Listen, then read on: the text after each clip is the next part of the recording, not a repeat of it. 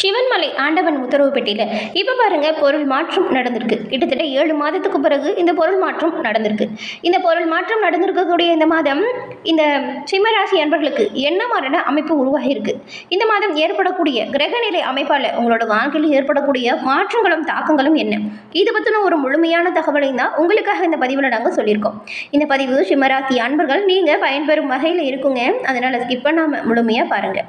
நீங்கள் இப்போ தான் ஃபர்ஸ்ட் டைம் நம்மளோட சேனலை பார்க்குறீங்க அப்படின்னா மறக்காமல் நம்மளோட சேனலை சப்ஸ்கிரைப் பண்ணி வச்சுக்கோங்க.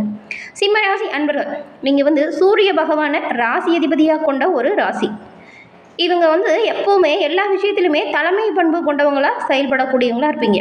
ஏன்னா சூரியன் ராசி அதிபதியாக வர்றதுனால எல்லா விஷயத்துலையுமே இயல்பாகவே இயற்கையாகவே உங்களுக்கு அந்த ஒரு தலைமை பண்பு வந்துடும். பார்க்குறதுக்கே பாருங்கள், ரொம்ப கம்பீரமாக இருப்பீங்க. உங்களோட பேச்சில் ஒரு கம்பீரம் நிறைஞ்சிருக்கும். நீங்கள் சொல்ல மற்றவங்க தட்டி பேசக்கூடாது, எதிர்த்து பேசக்கூடாது அப்படிங்கிறதுல கவனமாக இருப்பீங்க. இப்படி இருக்கக்கூடிய உங்களுக்கு இந்த மாதம் ஏற்பட்டிருக்கும் அமைப்பு என்ன மாதிரியான மாற்றத்தை உருவாக்க போகுது அப்படிங்கிறதா நாம் இப்போ இந்த பதிவில் பார்க்க போகிறோம். எல்லாருக்கும் எல்லா விதத்திலுமே நன்மை செஞ்சாலும் உங்களோட வாழ்க்கையில் ஏன் அந்த நன்மை கிடைக்கல, ஏன் நம்ம செய்கிற நல்ல விஷயத்தில் தப்பு நடக்குது அப்படிங்கிற ஒரு வருத்தம் உங்களுக்கு பெரும்பாலும் இருக்கும். அந்த பிரச்சனை தீரணும் அப்படின்னா நீங்கள் சரியான வழிபாட்டு முறையை பின்பற்றினா நன்மையை பெற முடியும். அது என்ன அப்படின்னா, உங்கள் ராசி அதிபதி யார்? சூரியன். சூரியனை நீங்கள் தினம்தோறும் வழிபட்டு வந்தீங்கன்னா அன்றைய தினம் சிறப்பான முன்னேற்றத்தை நீங்கள் பெற முடியும். ஆமாங்க, இந்த சிம்ம ராசிக்காரங்க தினம்தோறும் சூரிய நமஸ்காரம் செய்கிறத பழக்கமாக வச்சுக்கிட்டு இருந்தீங்கன்னா நன்மையை பெறுவீங்க. தினம்தோறும் சூரிய நமஸ்காரம் செஞ்சுட்டு உங்களோட பணிகளை தொடங்குனுங்க. எல்லா விஷயத்திலுமே நன்மை கிடைக்கும். உங்களுக்கே ஒரு நல்ல வைப்ரேஷன் கிடைக்கும். சூரியனின் பரிபூர்ண அருளும் இருந்தால் எல்லாமே நீங்கள் நல்லது தான், தொட்டது தொழுகும் நன்மை உங்களுக்கு கிடைக்கும். அதே போல் சூரியனின் பரிபூர்ண அருளும் வேணும் அப்படின்னா வெள்ளிக்கிழமையில் நீங்கள் சிவபெருமான வழிபாடு செய்கிறது சிறப்பான முன்னேற்றம் தரக்கூடிய ஒரு வழிபாடு. இந்த ரெண்டையும் தொடர்ந்து பண்ணுங்கள், நன்மையை நீங்கள் பெரும்பாலும் பெறுவீங்க.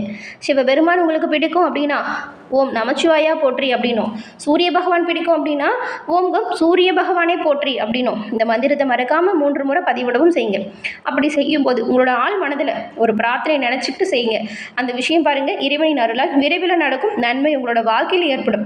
உங்களுக்கு வாழ்த்துக்களையும் இறைவனிடம் உங்களுக்காக பிரார்த்தனையும் நாங்கள் செஞ்சுக்கிறோம். எல்லோருக்கும் எல்லா விதத்திலுமே நன்மையை செய்யக்கூடிய இந்த சிம்மராசி அன்பர்கள் உங்களுக்கு எல்லாமே நல்லதாக நடக்கட்டும். இப்போ நம்ம கிரகநிலை அமைப்பு எப்படி இருக்குது அப்படின்னு பார்க்கலாம். அதுக்கப்புறம் அதோட மாற்றங்கள் எப்படி நடக்குதுன்னு பார்க்க போகிறோம். இதை வச்சு தான் உங்களுக்கு உண்டாகக்கூடிய பலன்களை நாம் இப்போ கணிக்க போகிறோம். அதுக்கு முன்னாடி பாருங்கள், இப்போது இந்த மாதத்தில் ஏற்பட்டிருக்கும் கிரக நிலையை வச்சு நாம் பலனை சொல்கிறோம். ஆனால் ஜாதகத்தில் இருக்கக்கூடிய கிரக அமைப்பை நீங்கள் தெரிஞ்சுக்கிட்டா இன்னுமே சிறப்பான முன்னேற்றத்தை உங்களோட வாழ்க்கையில் நீங்கள் அமைச்சிக்க முடியும் இல்லையா? அதுக்கு தான் டிஸ்கிரிப்ஷனில் ஜோதிட நம்பர் கொடுத்துருக்கோம். அந்த நம்பருக்கு நீங்கள் ஃபோன் பண்ணி உங்களோட ஜாதகத்தை எளிய முறையில் கணிச்சுக்கோங்க. எல்லா வகையிலுமே நன்மை பெறக்கூடிய அமைப்பு அதனால் நீங்கள் பெற முடியும். இந்த வாய்ப்பை தவறாமல் மிஸ் பண்ணிடாதீங்க. கிரகநிலைகளை பொறுத்த வரைக்கும் ராசியில் பாருங்கள், சுக்கிரன் இருக்கிறாரு, கூடவே கேது பகவானும் உங்கள் ராசியில் தான் இருக்கிறாரு. தனவாக்கு குடும்பஸ்தானத்தில் சூரியனும், தைரிய வீரியஸ்தானத்தில் செவ்வாயும் புதனும், கலசரஸ்தானத்தில் சனியோ ராகுவும், லாபஸ்தானத்தில் குரு பகவானும் இருக்கக்கூடிய அமைப்புகளில் கிரக நிலைகள் இப்போ அமைஞ்சிருக்கு. இந்த மாதம் இப்படி இருக்குது. இதோட மாற்றம் 8ஆம் தேதி லாபஸ்தானத்திலிருந்து குரு பகவான் அதிசாரமாக ஐனசைன போகஸ்தானத்துக்கு வராரு. 10ஆம் தேதி அன்னைக்கு ராசியிலிருந்து சுக்கிரன் தனவாக்கு குடும்பஸ்தானத்துக்கு வராரு. 17ஆம் தேதி அன்னைக்கு தனவாக்கு குடும்பஸ்தானத்தில் இருந்த சூரியன் தைரிய வீரியஸ்தானத்துக்கு வராரு. அது மட்டும் இல்லாமல் 27ஆம் தேதி அன்னைக்கு தைரிய வீரிய ஸ்தானத்திலிருந்து செவ்வாய் மற்றும் புதன் சுகஸ்தானத்துக்கு வராங்க. இந்த கிரக நிலையாலும் கிரகநிலை அமைப்பாலும் தான் உங்களுக்கு உண்டாகக்கூடிய பலன்கள் எப்படி இருக்குது அப்படிங்கிறத இப்போ நாம் பார்க்க போகிறோம். இந்த சிம்மராசிக்காரங்களுக்கு இந்த மாதம் பாருங்கள், எல்லா காரியங்கள்லையுமே உங்களுக்கு சாதகமான பல நன்மைகள் கிடைக்க போகுது. இதுக்கு முன்னாடி நிறைய பிரச்சனைகளை சந்திச்சுட்டு வந்திருப்பீங்க, நிறைய உடல்நல கோளாறும் அடைஞ்சிருப்பீங்க, மருத்துவம் பார்த்தே நிறைய பணம் உங்களுக்கு செலவாயிருக்கும். அப்படி இருக்கக்கூடிய இக்கட்டான சூழல் இப்போ உங்களை விட்டு மாறப்போகுது.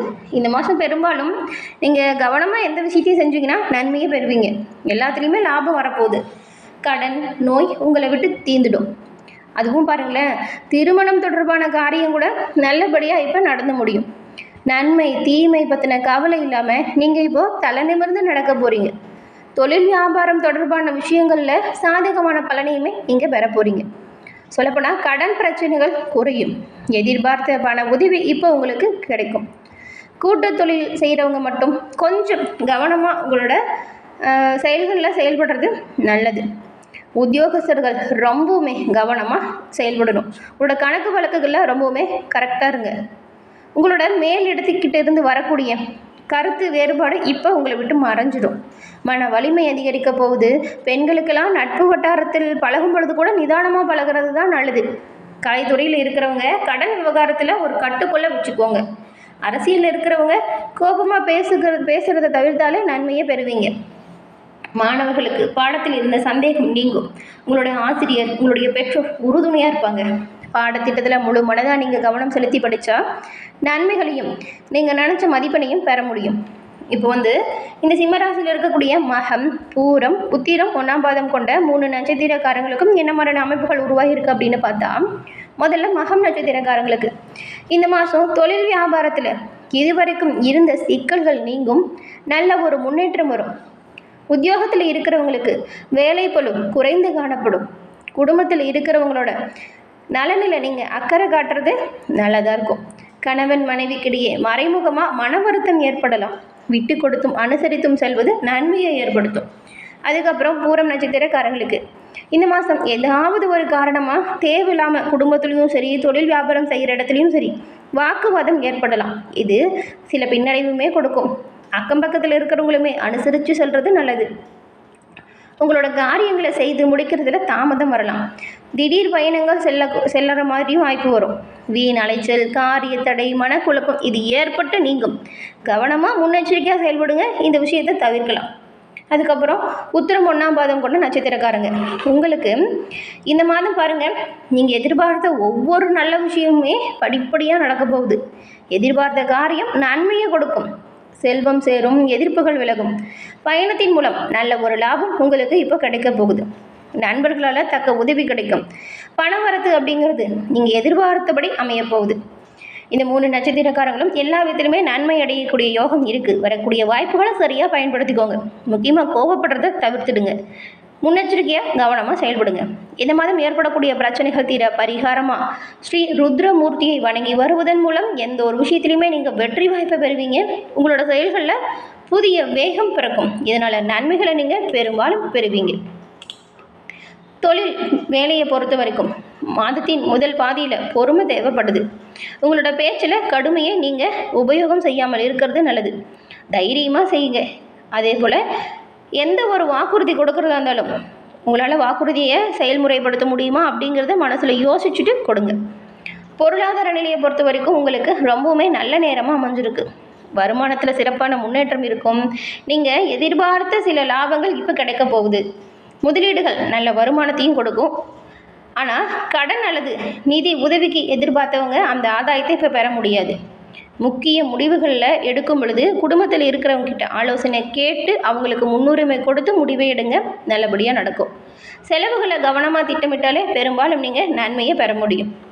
அதுக்கப்புறம் பொருளாதாரம் மற்றும் தொழில் வேலை எப்படி இருக்குன்னா, மாதத்தின் முதல் பாதியில் நீங்கள் பொறுமையை கடைபிடிச்சா நன்மையை உங்களோட தொழில் விஷயத்தில் அடைவீங்க. வேலையிலுமே சிறப்பான முன்னேற்றம் வரும்.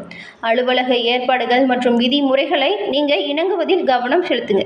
மாதத்தின் பிற்பகுதி முக்கியமான பணிகளை முடிப்பதற்கு சிறப்பான ஒரு காலகட்டமாக இருக்குது. அப்போ நீங்கள் செய்கிறது எல்லாமே சிறப்பான முன்னேற்றத்தையும் கொடுக்கும். குடும்பத்தை பொறுத்த வரைக்கும் இது ரொம்பவுமே ஒரு நல்ல நேரம். குறிப்பாக இந்த மாதத்தின் 3ஆவது வாரத்தில் நீங்கள் கடுமையாக பேசுகிறது, அலட்சியம் காட்டுறது இதை தவிர்த்தே ஆகணும். குடும்ப உறுப்பினர்களால் உங்களுக்கு நன்மை பல வந்து சேரப்போகுது. அவங்களோட ஆலோசனை உங்களோட வாழ்க்கையில் சிறப்பான முன்னேற்றத்தையும் கொடுக்கும். மொத்தத்தில் 3ஆவது வாரத்துக்கு பிறகு உறவு சிறப்பான முறையில் மேம்படும். ஆரோக்கியத்தை பொறுத்த வரைக்கும் இந்த மாதம் பாருங்கள் சாதாரணமாக தான் இருக்கும். பெரிய அளவில் எந்த ஒரு உடல்நல பிரச்சனையும் ஏற்பட போகிறதில்ல. ஆனால் வேலையின் காரணமாக மன அழுத்தம் வரலாம்.